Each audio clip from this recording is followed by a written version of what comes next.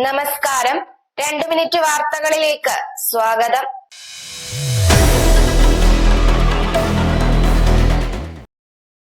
₹12 ലക്ഷം വരെ വാർഷിക വരുമാനമുള്ളവരെ ആദായ നികുതിയിൽ നിന്ന് ഒഴിവാക്കിക്കൊണ്ടുള്ള ബജറ്റ് പ്രഖ്യാപനത്തിലൂടെ കൂടുതൽ നേട്ടം സംസ്ഥാനത്തെ സർക്കാർ ജീവനക്കാർക്ക്. 5.25 ലക്ഷം സർക്കാർ ജീവനക്കാരിൽ 3/4 പങ്കിലും ഏപ്രിൽ മുതൽ നികുതി അടയ്ക്കേണ്ട.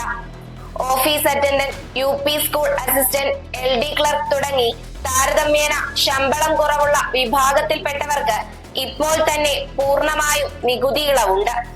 ഇവരിൽ കൂടുതൽ കാലത്തെ സർവീസ് കാരണം ശമ്പളം വർദ്ധിച്ചവരും ഇനി നികുതിയിൽ നിന്ന് ഒഴിവാകും. ബജറ്റിൽ ബീഹാറിന് വാരിക്കോരി നൽകിയപ്പോൾ പതിവ് പോലെ ഇക്കുറിയും കേരളത്തിന് അവഗണന. ഏറെക്കാലമായി കാത്തിരിക്കുന്ന എയിംസ് പ്രഖ്യാപനമോ വയനാട് മുണ്ടക്കയം ദുരിതബാധിതർക്ക് സഹായമോ നിർമ്മല സീതാരാമന്റെ ബജറ്റ് പ്രഖ്യാപനത്തിലില്ല. സംസ്ഥാനത്തിന് നേർക്കുള്ള അവഗണനയ്ക്ക് എതിരെ രൂക്ഷ വിമർശനമുയർത്തി രംഗത്ത് വന്നിരിക്കുകയാണ് കേരള MP-മാർ.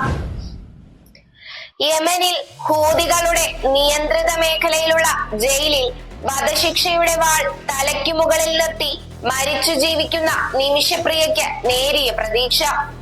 3 വട്ടം ചർച്ചകൾ നടന്നെന്നും കൊല്ലപ്പെട്ട വ്യക്തിയുടെ കുടുംബവുമായി അടുത്ത ബന്ധമുള്ളയാൾ ക്ഷമിക്കാൻ തയ്യാറായെന്നും റിപ്പോർട്ടുകളുണ്ട്.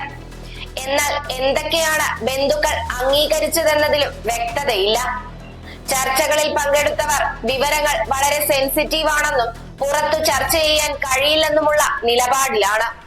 കുടുംബത്തിൽ നിന്ന് അവസാനമായി മാപ്പ് എഴുതി ലഭിക്കുന്നതിനുള്ള ശ്രമങ്ങളാണ് ഇവർ നടത്തുന്നതെന്നും പറയുന്നു. കാരണവർ വധക്കേസിലെ പ്രതി ഷെറിന്റെ ശിക്ഷാ ഇളവിൽ മന്ത്രി ഗണേഷ് കുമാറിനെതിരെ ആരോപണവുമായി യൂത്ത് കോൺഗ്രസ് സംസ്ഥാന വൈസ് പ്രസിഡന്റ് അബിൻ വർക്കി.